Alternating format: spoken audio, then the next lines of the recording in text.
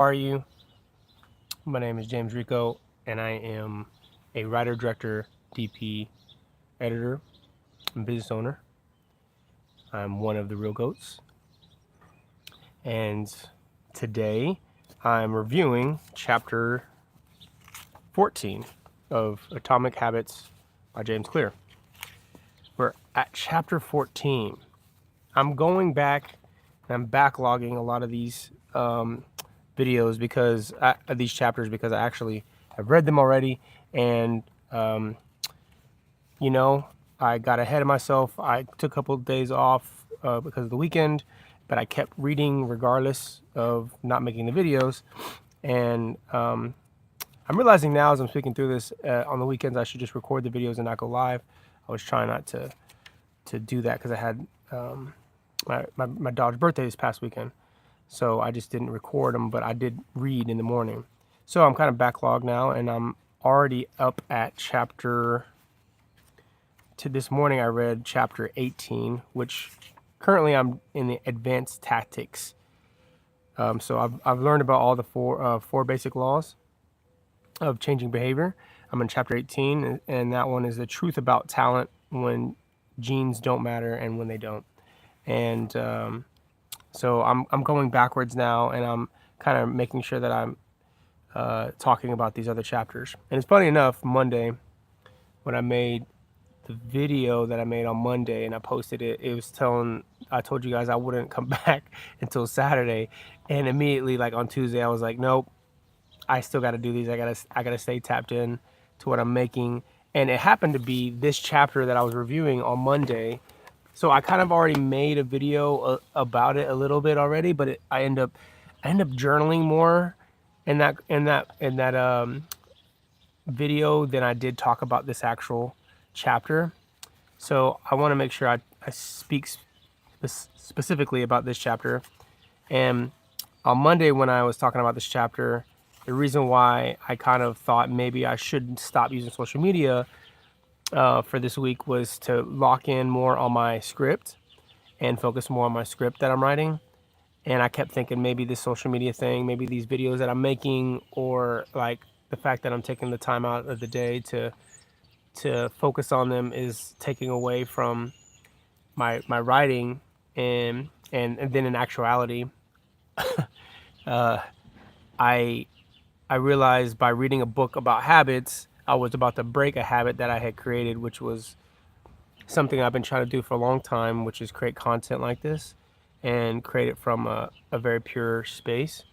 And uh, as I foretell what is in chapter 18, it starts to talk about kind of like when you're trying to find options, how to approach yourself when you're wanting to tap into, how do you find a game where your odds are in your favor, basically trying to figure out like what you're actually talented at. And it gave a few things like what feels like fun to me but work to others, what makes you lose track of time, where do I get greater returns than the average person, and what comes naturally to me. And the what come naturally to me point in chapter 18 talks about, for just a moment, ignore what you've been taught, ignore what society has told you, ignore what others expect of you, look inside yourself and ask, what feels natural to me when I felt alive, when I have felt alive, when I have felt like the real me, no internal judgments or people pleasing, no second guessing or self-criticism, just feelings of engagement and enjoyment. Whenever you feel authentic and genuine, you are headed in the right direction. And that line of when you feel authentic and genuine, you're headed in the right direction was something that resonated with me a lot this morning because of a few things. For those of you that don't know, I'm in this transitional point in my life where I'm trying to write my first feature film, and then I'm also straying away from the thing that really helped me become successful in my career, which was music videos and directing music videos. And I've taken the time off in the last couple months to do that. And so there's all this crazy doubts and like second guessing that happens along that way. And because of it, I'm trying to figure out like the next stage of my life, and things like writing my film and making this kind of content that I've been making in the last 9 weeks are things that feel genuine to me. They feel like I'm supposed to be doing it, and so I didn't really reflect on that until this morning when I read that chapter, and I was starting to this week kind of start thinking about, man, I was looking at all these old photos. Hey babe, come out here. My daughter's coming out here. 1 second. We'll get back to it 1 second. This is live, so she has school today. And guess what? It's her birthday. Come here, baby. Come here. Hey!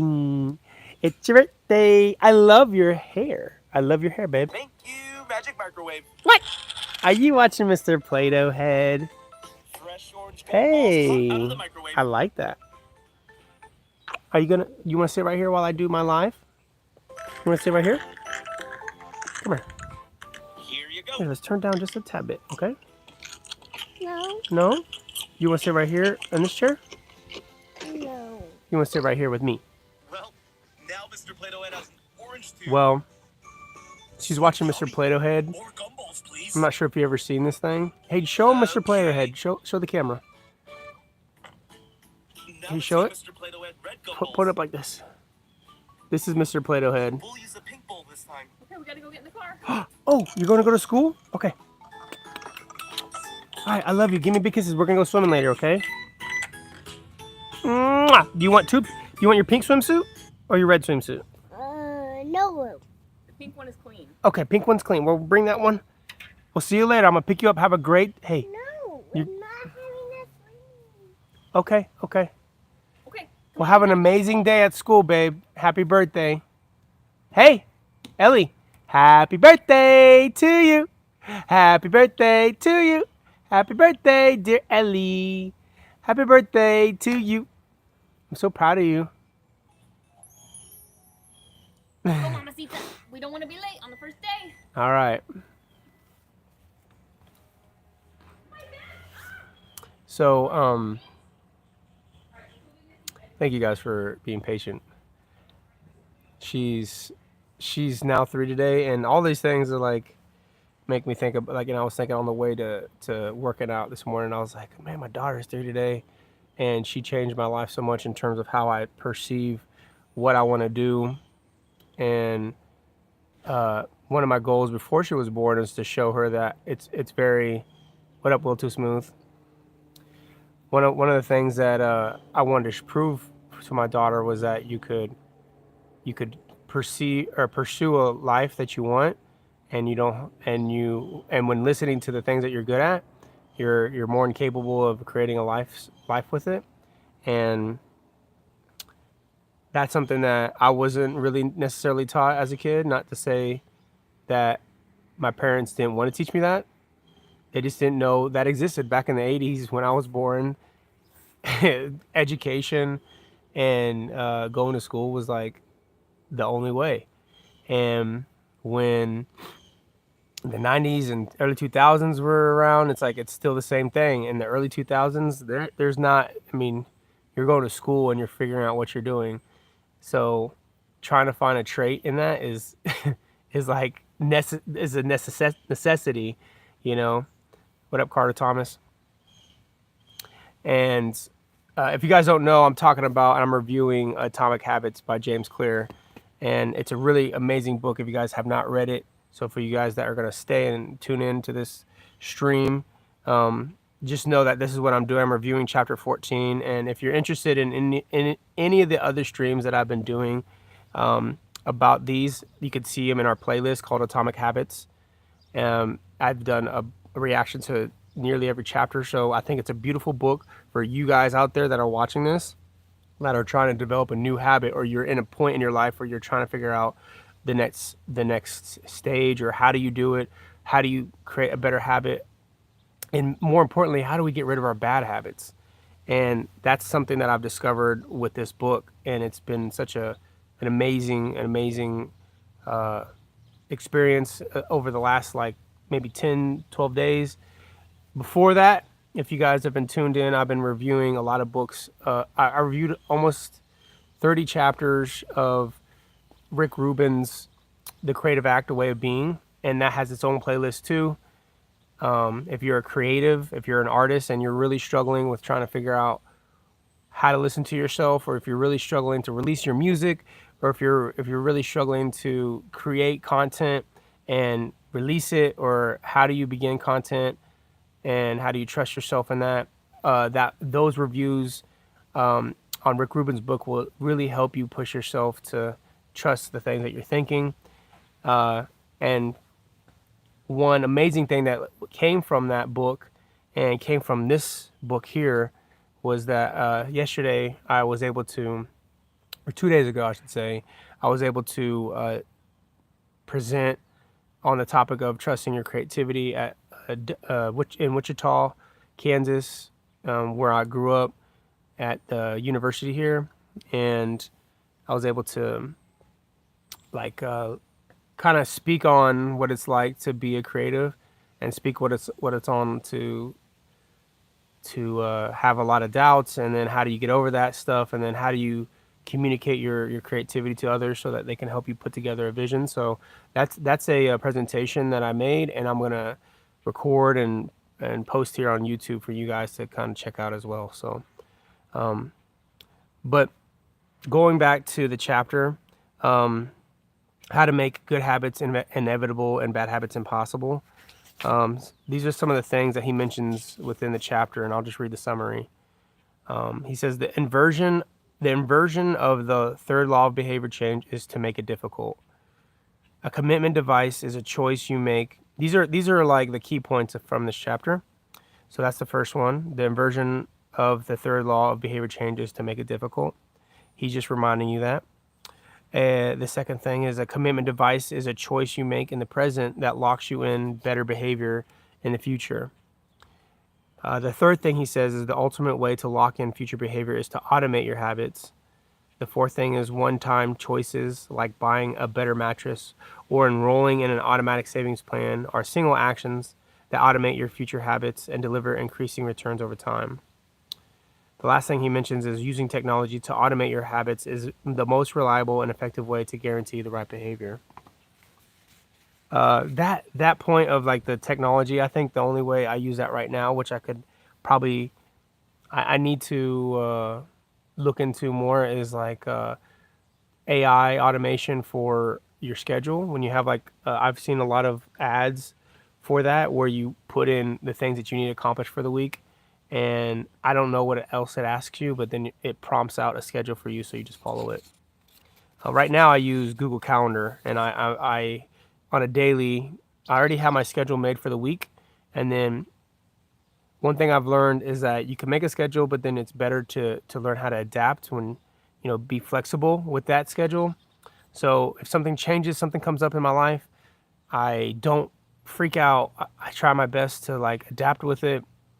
Even if it's frustrating to me, and even if I'm frustrated in the moment, I'll then take my Google Calendar and like, okay, I have to go pick up my daughter, or last minute, or my sister's in town, and I haven't seen her forever, so I need to spend some time with her. I did not plan for that this week. How can I still get done what I need to get done? How can I budget time for her? And if for some reason that time expands, how can I still be flexible and move things around and get the things done? That was like my biggest challenge this week, because she isn't. I'm giving that example because she is in town, and I hadn't seen her for a couple of years. So I wanted to stick with my good habits that I was creating, but I also didn't want to miss out on family time, something that I don't get to see her very often. So I need to spend time with her. I need to, show love to her and respect the fact that she's here, and show her that I care about her and her family. So, I gave more hours to her than I probably would have scheduled on paper. And so I just adjusted the things that I needed to do and gave less time to those. So I'll go back and I kind of like talk a little about some of the highlighted things of the chapter. One thing I like to do with my books is just highlight key things just so I can remember it easier. in this chapter, I kind of spoke about it already in Monday's video, but he talks about Victor Hugo, who wrote the book The Hunchback of Notre Dame, and that he was a procrastinator, and he had like a whole year to finish this book, and then he procrastinated so long that he ended up having only like 6 months to get it done, and he realized, okay, I gotta focus, and he gave all the his clothes away to his assistant to lock them away, and in like a trunk or something, or just like basically give it to his assistant to say, hey, take all my clothes and lock them away, don't give them to me, and he locked himself in, and he basically only kept a shawl, like something probably just to like warm his body, and so he had no other clothes, so he couldn't go out in public, and he ended up writing that book and getting it done maybe like a month or two before the deadline. And it's a pretty extreme version, I think, of what it takes to focus in on your ideas. I think that's pretty extreme to like have to take all your clothes away, take all your clothes away so you don't leave, you know. And but at the same time, I think I've found. I think what he was trying to say is like he says sometimes success is less about making good habits easy and more about making bad habits hard. And that's what he talks about. The inversion of the third law of behavior change is make it difficult. The third law of behavior change is make it easy for you if you're trying to create a good habit. And so when he says, if you make your bad habits more difficult by creating what psychologists call a commitment device, he says, make your bad habits more difficult by creating what psychologists call a commitment device. A commitment device is a choice you make in the present that controls your actions in the future. It's a way to lock in a future behavior, bind your good habits, and restrict your bad ones. When Victor Hugo shut his clothes away so he could focus on writing, he was creating a commitment device. I've experienced some of those things too, and maybe this week was like, I'm trying to think. You know, I read this chapter and I've been trying to implement all these tactics into my creating my habits. The habits that I'm trying to create are my writing. So I write on a daily basis. Um, it's my health, making sure I cook every day because I'm used to eating out and I was getting too much weight. My face is all it's getting better. My face is not as full since cooking for the last 6 weeks or so. And then my workout, going to bed at a good hour, spending time with my family. Those are like probably the basic habits, not basic, but those are the habits that I want to create and maintain at the very core. And then my bad habits I'm trying to get rid of is like drinking, over anxiety eating, um, self pleasure, anything that's like too much self pleasure or like self indulgent. Um, and then communication, maybe a bad like communicating poorly with people, like not, especially my wife. Like I love her so much, and so I want to continue to be clear in my communication, and then also understand that I have to understand her perspective the most to have a deeper relationship with her and a more profound relationship that I want. It's not that I need to do it; it's I want to do it. So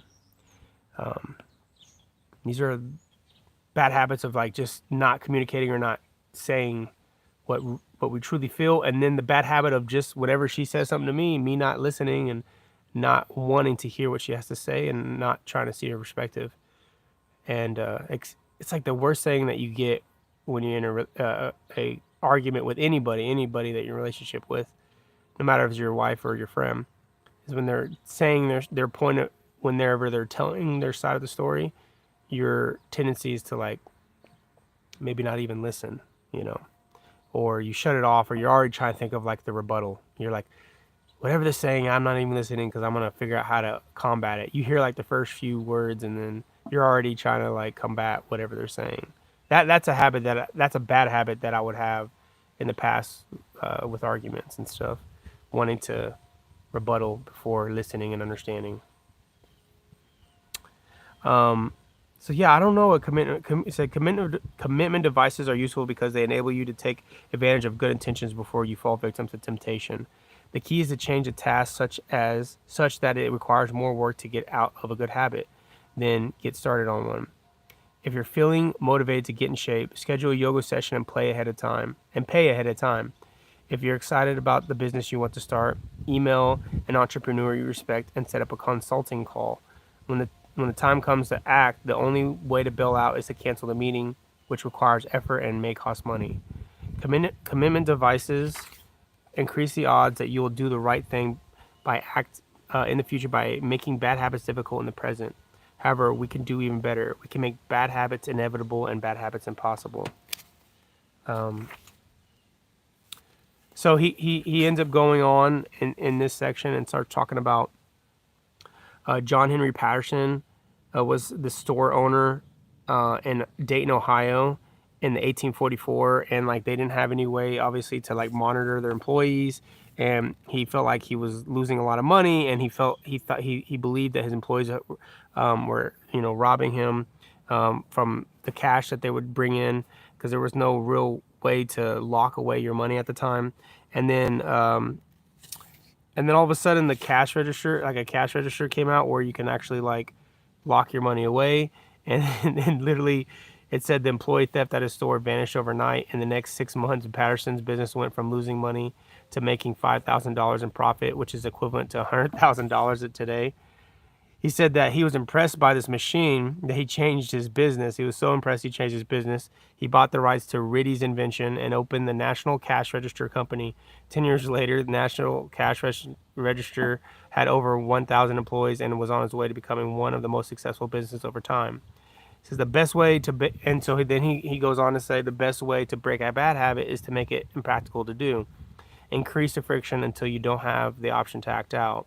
The brilliance of the cash register was that it automated ethical behavior by making stealing practically impossible.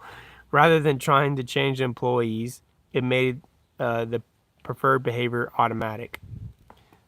It's crazy to think about. People were just taking the money as employees, and the only way to get them to stop is by inventing the cash register. That's insane. I'm sure that that doesn't stop people nowadays.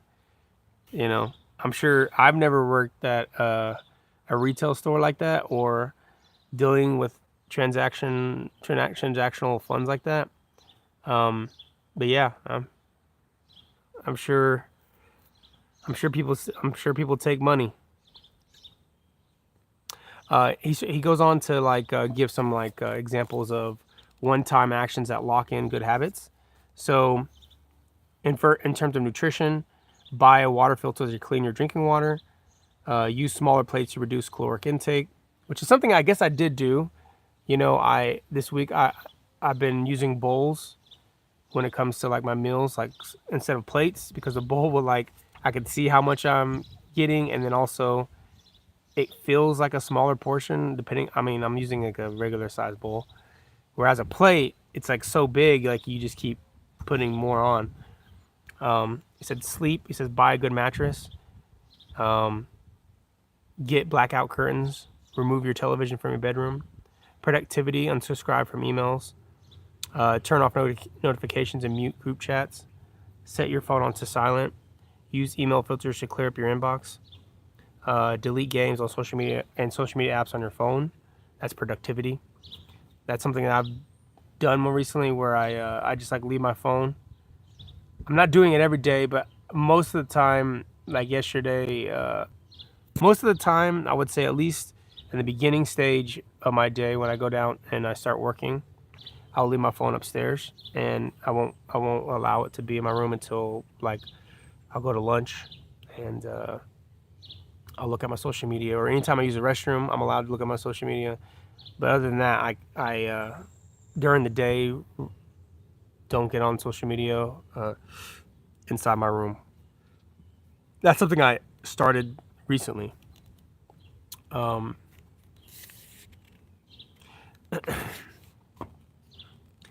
he kind of talks about productivity and then like being able to use technology to transform actions that were once hard and annoying and complicated into behaviors that are easy and painless.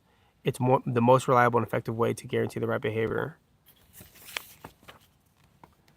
says when you automate as much of your life as possible, you can spend your effort on tasks that machines can't do. Each habit that we hand over to the authority of technology frees up time and energy and pour into the next stage of our life. A mathematician and philosopher, Alfred North Whitehead, wrote, "Civilization advances by extending the number of operations we can perform without thinking about them." He says, "Technology creates a level of confidence that enables you to act on your smallest whims and desires. At your mere suggestion of hunger, you can have food delivered to your door. At the slightest hint of boredom, you can get lost in the vast expansion of social media. When the effort required to act on your desires becomes effectively zero, you can find yourself slipping into whatever impulse arrives at the moment. The downside of automation is that we can find ourselves jumping from easy task to easy task without making time for more difficult, but ultimately more rewarding work. It's easy to write off these minor distractions as just taking a break, but over time they accumulate into a serious issue. The constant tug of just one more minute can prevent me from doing anything of consequence.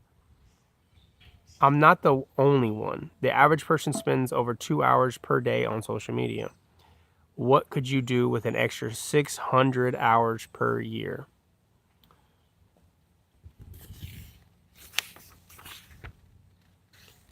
And then he gives an example that he had given. This guy that wrote the book, James Clear, he had he was having troubles with his social media, so on Mondays he'd hand his passwords over to his accountant or his assistant, and his assistant would make all new passwords for him, and so he couldn't access his social media through the week. And at the end of the week, she would tell him the password, so on the weekend only, he was able to access his social media, and then he'd be able to use it on the weekends. And this helped him finish this book, basically, like when he was struggling trying to finish the book. So that's why I said at the beginning of the week that I thought maybe I shouldn't be on social media so I can get my writing done for my movie. And like I said at the beginning of this, every day it was I would think about this habit that I've created already, which was reading one chapter, reviewing it, and staying consistent. No matter how many people watch it, no matter how many people comment on it, no matter how many people care about it, to just continue to stay consistent, continue to try to go live, and keep building slowly a brand behind myself, which is promoting health, promoting education, outside of even filmmaking, promoting life and wellness, because I've spent so many of my years in music videos and focusing on myself. And music videos, whether I like it or not, or whether you like it or not, have often a negative context or negative through lines, or negative in that there's a lot of sexuality or drug use or drinking or party, or a lot of times it's stuff that is against God. And I enjoyed creating everything I created. I've enjoyed everything I created, and the creation of them, and the people that I met, and the experiences that I had through them. But that doesn't mean I don't want to help people realize their potential, help people find their own peace and happiness through, whether it's through God, the universe, themselves, and believing a higher calling for themselves. Just because I feel good about my life and just because I feel good about what I'm doing personally doesn't mean all these other people in the world are not struggling with their potential, all these other people in the world are not struggling with their happiness. I want to talk about those things because I myself had struggled with those concepts for many years. Even in my success, while being successful, had struggled with the idea of what happiness really is. And listening to yourself, knowing that social media can be very toxic if you use it the wrong way, because you develop a form of enviness and comparison, because it's so easy to get lost in it. And at the same time, social media can pull you away from your daily activities. So if you're not ingesting the right kind of content, then you're veering from God more and more. You're veering from you're veering from your ultimate happiness. If you go the wrong direction with it, you're not using it to enlighten yourself. So when thinking about like the kind of content that I'm making, I want to be successful in this kind of content, and it takes time and it takes patience and it takes consistency and it takes passion to be able to push positivity onto people, because it's hard to be positive in a very negative filled world. So I know that I have the ability to help people see their fullest self, especially because it exists in everybody. So books like these, Atomic Habits, books like the Rick Rubin's Creative Act, are books that help you see your fullest potential and trust your innermost self. There's another one that's incredible, that one of the first ones I ever read that helped me turn the light bulb on my mind, which was The Power of Now. I forget who wrote that, but The Power of Now was the first book that I ever read that turned that light bulb on and said, you know what? What's inside me? Like, why am I not so present?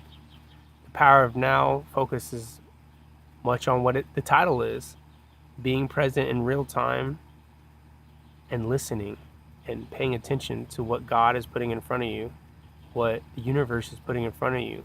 The things that you want to do and achieve are right there if you pay attention. But we are so distracted and so easily distracted, and it's understandable, by so many of these stimulus that exists in this world. So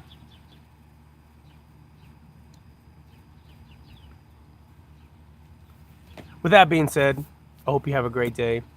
If you like the conversations we're having and we had today, then go check out the playlist that I've created. One is Rick Rubin's playlist, and one is the Atomic Behavior playlist. And each one, I'm sharing breakdowns of the conversation of the book, and I'm telling you the tips that they're giving, and then I'm giving you my own feedback about my personal life. I'm being as vulnerable as possible, letting you know what I'm experiencing right now in pursuing my goal as a filmmaker and my writing.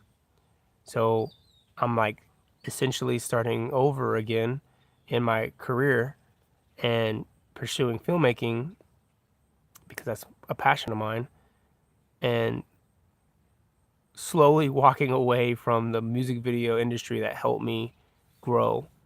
And it's a hard process. So anybody out there that's in this predicament of working a job or in a field that they don't want to be in, and they're too afraid to leave it to go to pursue the thing that they really want to do, I am you right now. And these books are helping me see my potential and trust that journey. So if you don't have them, go get them and read them for yourselves. But if you'd rather listen and kind of hear and relate to me and my feedback on these books, then it'd be amazing if you checked them out. And feel free to comment anything in relation to the conversations we're having. I'd love to talk to you on social media in the comment section. So until next time, have a good one. Alex Baker, I'm just looking at the comment. You have some amazing music videos. I can't wait to see how you grow creatively. I appreciate it so much, sir. Have a good one, Alex. Appreciate you joining in. Come back. Make sure you come back. All right, peace.